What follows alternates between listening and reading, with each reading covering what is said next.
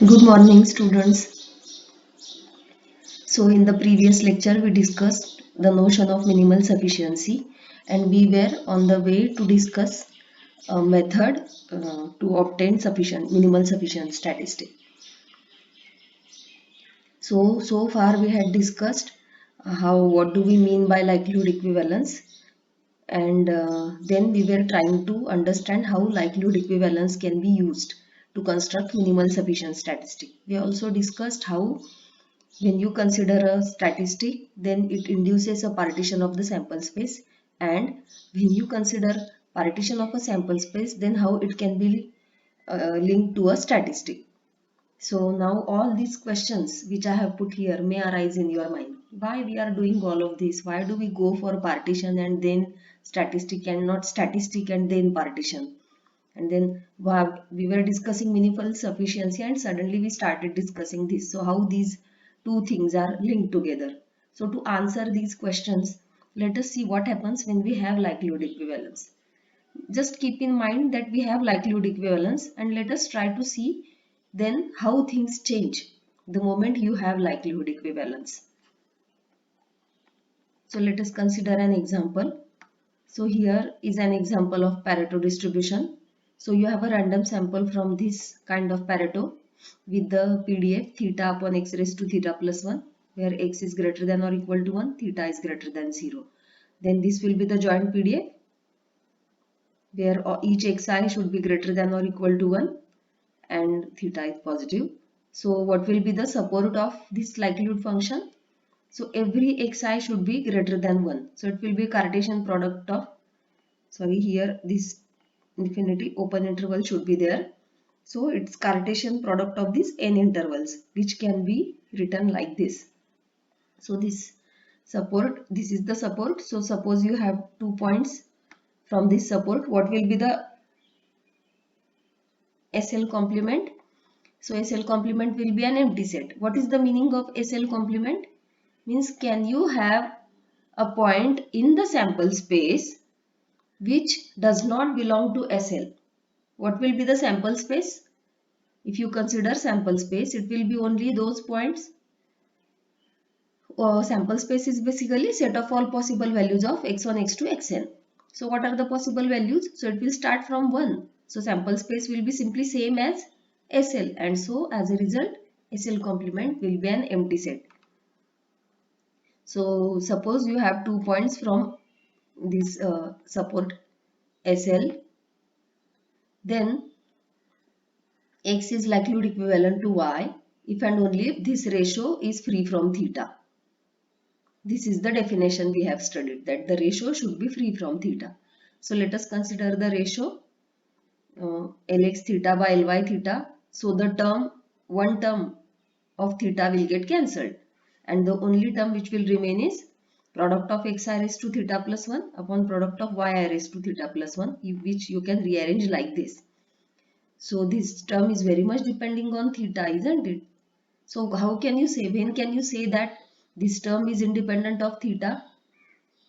If this ratio becomes 1, then it will be simply 1. This whole means if product of xi upon product of yi, if this is equal to 1, then this will be simply 1 raised to theta plus 1, which will be 1 irrespective of any value of theta. So it is 1. So in that case you can say that you have got the independence from theta. So you got the condition here. The ratio should be equal to 1 means product of xi should be equal to product of yi. So see, this is how it happens, that when you consider likelihood equivalence of 2 points from the support of the likelihood function, then you end up getting conditions which depend on x and y. So in short, you get a statistic. You can say Tx is product of xi. So the likelihood equivalence happens if and only if Tx is equal to Ty. So this condition you can rewrite as x is likelihood equivalent to y if and only if Tx is equal to Ty. In fact, using Neyman factorization theorem, you can easily verify that this Tx is a sufficient statistic. So thus we realize that every likelihood equivalence ends up with a statistic, a sufficient statistic in fact. So in fact you can, or we are now prove that this sufficient statistic is actually minimal sufficient. I hope you remember the definition of minimal sufficient statistic. The first condition is the statistic should be sufficient, and the second condition is every other sufficient statistic should be a function of this. This was the definition. So now let us try to prove. So there are two results, minor or theorems, which we are going to prove in order to get the final result. So suppose T is a sufficient statistic. Here is the first theorem. Suppose T is a sufficient statistic for theta. Then when you take any 2 points from the support of likelihood function such that Tx is equal to Ty, then you get X likelihood equivalent to Y. So what is the meaning of this? It means that if T is sufficient for theta with, then Tx is equal to Ty implies X likelihood equivalent to Y. So let us see how does it work. So since T is sufficient, by Neyman factorization theorem we have this. Lx theta is G of Tx and theta and multiplied by Hx, similarly for Ly theta. So if you take the ratio, what will happen?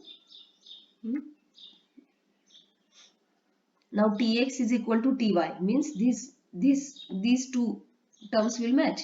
Gtx theta will be same as Gty theta.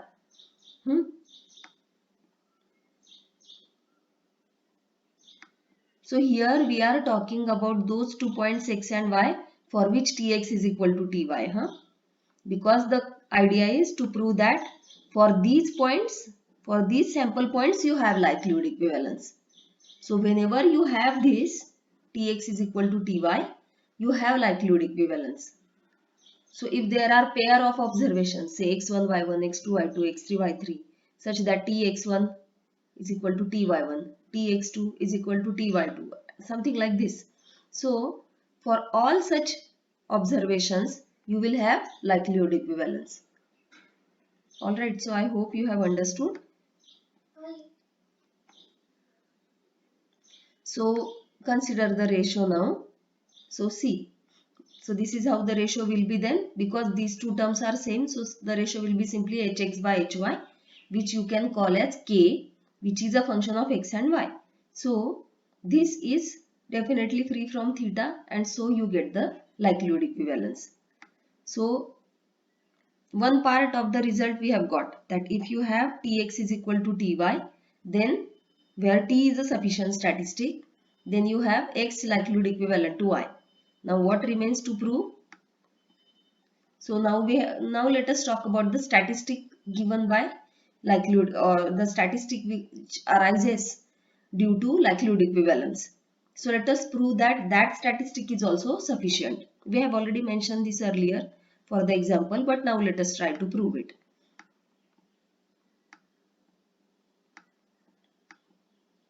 So theorem. So the statistic induced by the likelihood equivalence is sufficient. That is, if M is a statistic induced by likelihood equivalence, then the conditional distribution of X given M does not depend on theta for all the values of theta in the parameter space and for all the values of statistic in the range space, in its range space. So we are trying to prove this result for the discrete case, but the similar argument can be used even for the continuous case. So how do we prove this? Not at all difficult to prove. In fact, these proofs are extremely simple. So suppose AM is the collection of all X sample points such that statistic takes value small m at those points. So now consider the conditional probability. So the conditional probability simply is conditional, or the conditional distribution of X given mx. So this will be joint probability upon marginal probability. Now this joint probability will be 0 if this sample point is not coming from the set AM, isn't it? and if it is coming from AM, then this is how it will be. Probability that mx equal to m will be simply probability of AM, isn't it? Because all points such that, how do you get probability of mx is equal to m? You haven't got the distribution of mx, so you have to use the distribution of x itself. So it will be simply probability of AM. So suppose x is in A, because otherwise the probability is 0, so free from theta. So you don't need to worry about those points where x is not in A. So suppose x is in A, then you can simplify this conditional probability like this: x is equal to x, mx is equal to m upon probability of AM. So this will become now this we have already seen earlier, x is equal to x and mx is equal to m. So what will be the intersection? This we have discussed before. So this will be simply probability that x is equal to x upon probability of am. Now how do I get probability of am? So I have to consider probability of all those sample points. So now instead of using the notation small x, I am using the notation y to avoid the confusion. So probability that x is equal to y, where y is belonging to the set am. This is how you get the probability of this set. So now what is this? Probability that x is equal to x. So this is simply the likelihood function, means the joint PDF Lx theta upon summation of Ly theta, where y is in am. So now x and y,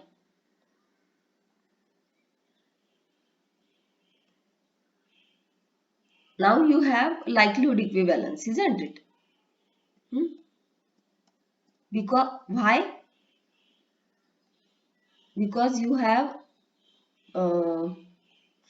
because you are in am, na?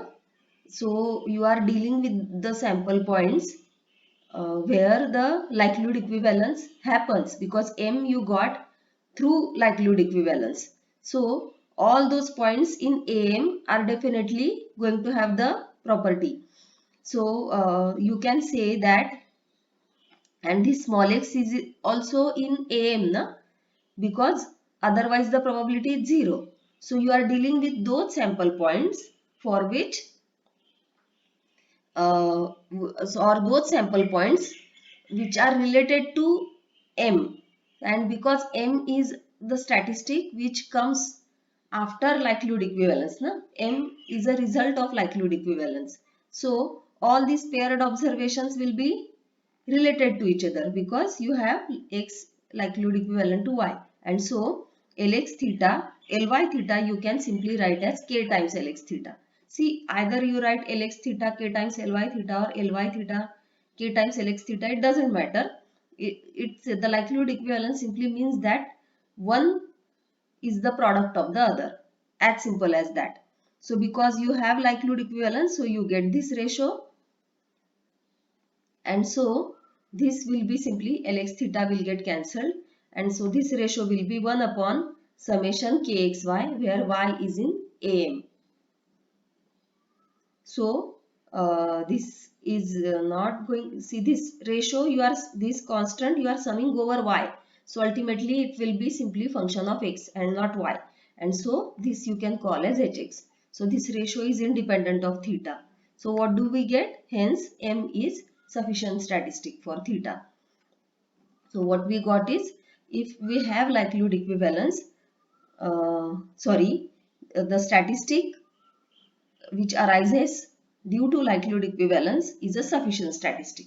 So from the first theorem we got something, and from the second theorem we got something. So let us try to put these things again.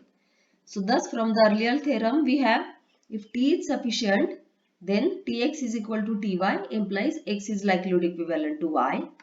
And from this theorem, second theorem, we got, if x is likelihood equivalent to y, is equivalent to mx is equal to my, right?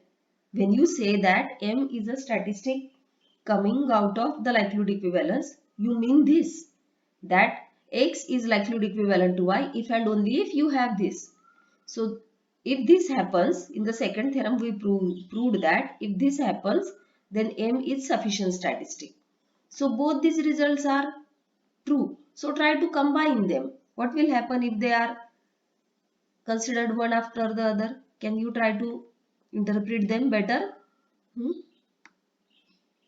So what do we get if we combine A and B? That if T is a sufficient statistic such that Tx is equal to Ty, then you get Mx is equal to My, right? Tx is equal to Ty gives X likelihood equivalent to Y, but X is likelihood equivalent to Y is equivalent to Mx is equal to My. So you got Tx is equal to Ty implying Mx is equal to My. And we have already shown that M is sufficient statistic. And this happens for any sufficient statistic which is any sufficient statistic T. So but this statement basically means that M is a function of T. So you have satisfied the second condition of the minimal sufficient statistic. The first condition is that the statistic itself should be sufficient, and the second condition is every other sufficient statistic should be a function of it. So yes, we have fulfilled both the conditions of minimal sufficiency. So M is a minimal sufficient statistic. So I hope only in 16 minutes I have tried to cover these two theorems, but I would recommend you to read these notes again and again if you don't understand it immediately. Read the notes or listen to this much part of the lecture again so that you will get a better understanding. So the summary of this entire discussion is that the likelihood equivalence gives minimal sufficient statistic. This is the most important statement of these two lectures. So let us try to go through some examples very quickly. So suppose you have a random sample from uniform 0 theta. Then what will be the minimal sufficient statistic? See, when you have distributions where the range itself depends on the theta, then the important step, one of the important steps in the calculations, or I would say really important step in the calculations is construction of the likelihood function or the joint PDF of such random variables. Because the range depends on theta, so you can introduce the dependency on theta through the indicator functions. So let us try to do this for this example. So the joint PDF of x1, x2, xn will be like this. Indicator function of xi less than theta. So every time you should have xi less than theta. 1 upon theta raised to n will be there. Now can we simplify this? Right now we are dealing with n indicator functions. Do we really want n indicator functions? So every time we will have to consider dependency of theta, dependency on theta through all these n observations. If we can simplify this, it will be a lot easier. So see, this is the condition we have. You can rearrange it like this. So 0 less than x ordered 1, less than x ordered 2, less than x ordered n, less than theta. So see here, the dependency on theta is only through the upper part, this part. So you can simply say that product of these indicator functions means when you will have this all xi is less than theta, when the maximum is less than theta. So the product of these indicator functions will be simply indicator function of x ordered n less than theta. So the product of these n indicator functions will be a single indicator function. And so the likelihood function of xi will be like this. Now consider the likelihood equivalence. So take 2 points from the support. What will be the support here? Because here the range is depending on the parameter. So the support is going to depend on the parameter. So for every theta, and so the support of the likelihood function finally will be the union of these intervals over theta. You can easily guess, it's not that difficult to guess. Sorry, this theta open interval theta to infinity raised to n should be there, because the support of SL should be in n dimension.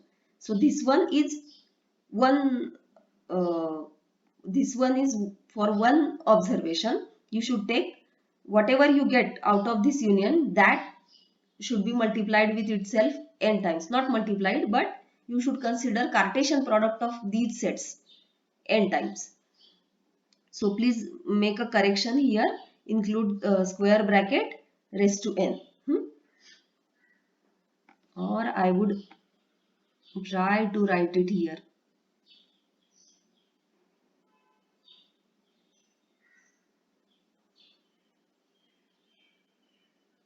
Okay, please do remember this. I won't try to disturb the flow of discussion now.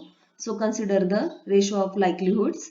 So what will be the ratio? This theta raised to n will get cancelled. You will simply have the ratio of indicator functions. So now think hard before coming up with any conclusion.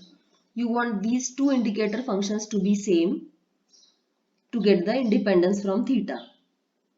So when will this happen? You can say when the two indicator functions are same, the ratio will be free, means it will be 1 and so it is free from theta. So right,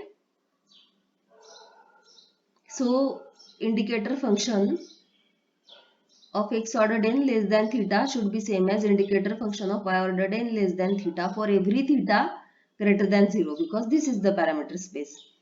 So let us call this statement by asterisk. So this asterisk was asterisk. Then when this will be true, then my claim is if and only if x ordered n is equal to y ordered n. Okay, how do I get this? Because this should be true, let me first tell you the logic behind this conclusion. This should be true for every theta. So now theta can be anywhere in the interval 0 to infinity. So suppose I fix theta is equal to 1. Then the indicator function should be same for theta is equal to 1. The indicator function should be same for theta is equal to 2. So all possible. Consider the interval open interval 0 to infinity, all possible values. So infinitely many values are there, and for every such value of theta you should have these indicator functions same. So this cannot happen unless you have the observations to be the same. So it is a bit difficult to accept immediately. So let us assume negation and let us see if we get any contradiction. So suppose the indicator functions are same, but x ordered n is not same as y ordered n. So let us suppose that x ordered n is less than y ordered n without losing generality. So let us suppose this is true and this is also true. Then what can happen? Then in that case, let us take, then you have this open interval x ordered n to y ordered n. So suppose theta, there is a point, say theta naught, which belongs to this interval. Then what will happen? Theta naught belongs to this interval. Then x ordered n less than theta naught will be 0, na? Because x ordered n will be, I am sorry, theta naught. So yes, x ordered n less than theta naught will be 1, but y ordered n, sorry, I made a mistake here. This should be indicator function of x ordered n less than theta naught should be 1 and y ordered n less than theta naught should be 0. So this indicator function will be 1 because x ordered n will be less than theta naught, but this indicator function will be 0. So see, so they are not the same anymore, na? So this is a contradiction, and so similarly you can argue the case when y ordered n is less than x ordered n. So you can say that you have these two equal for every theta greater than 0 if and only if x ordered n is equal to y ordered n. So the minimal sufficient, so the statistic yielded by the likelihood equivalence is x ordered n, and so by the result which we have discussed earlier, this x ordered n is a minimal sufficient statistic for theta. Now let us consider one more example, uniform theta, theta plus 1. So I am taking examples where the range is dependent on theta, because for other distribution applying the likelihood equivalence is a lot easier. So let us have a look at this uniform theta, theta plus 1. So you have dependency on theta on the through both the ends, lower end and the upper end, means lower limit and upper limit. So we need to take care of the lower limit as well as the upper limit. So two indicator functions will be there. where the first indicator function will depend on theta. So x indicator function of xi greater than theta and indicator function of xi less than theta plus 1. So both these indicator functions will be needed. So in short we have n square na. So because these n indicator functions and these n, sorry, so many, so we have several terms here actually. So can we simplify this? Let us see how it can be done. So consider this inequality. So you can rearrange it like this. So so see, when all the xi's will be between theta to theta plus 1, if the minimum is larger than theta and the maximum is smaller than theta plus 1. So instead of all these indicator functions, you can simply have these two indicator functions like this. So rewrite the likelihood. It will look like this. So the likelihood equivalence, consider the likelihood equivalence. So you have now these two indicator functions in the numerator and these two indicator functions in the denominator. So using the argument which we have made earlier, similar argument you can make, and you can say that these indicator functions means the ratio won't be free from theta unless you have x ordered 1 equal to y ordered 1 and x ordered n equal to y ordered n. Both things will be needed. Otherwise, it will immediately introduce the dependency on theta. So the statistic which we got is x ordered 1 and x ordered n. So this two-dimensional statistic is minimal sufficient for theta. So what is the interesting story here? In this example, the interesting point is that a two-dimensional statistic is needed to estimate a real valued parameter, isn't it? Theta is real valued. Theta is anything, any number on the real line. So it can be -2 also, it can be -5 also. But even though theta is real valued, the minimal sufficient statistic is two-dimensional. So let us stop here. Now in the next lecture we will consider exponential family of distributions.